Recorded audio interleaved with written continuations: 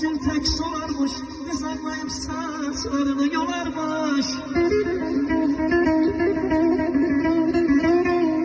Ataya da aziyafet, ataya da ata lazım olarmış. Gelişine, gülüşüne kurban olun ay dede, bakışına, gelişine kurban olun ay dede.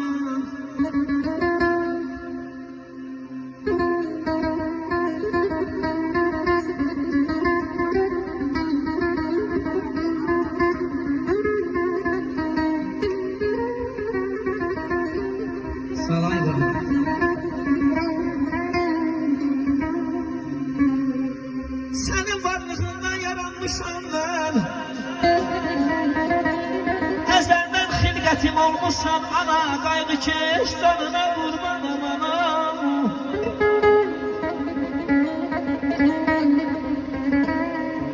Ne dosta başaydın, ne de düşmana,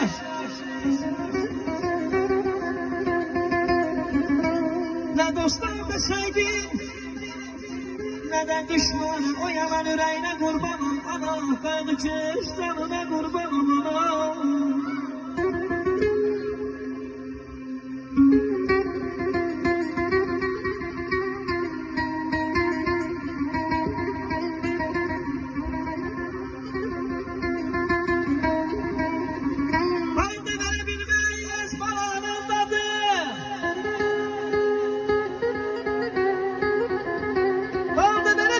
Balanındadır. Ay ana sen dünyadan duyduğundan doymadın. Oldum alışım, közüme yandı.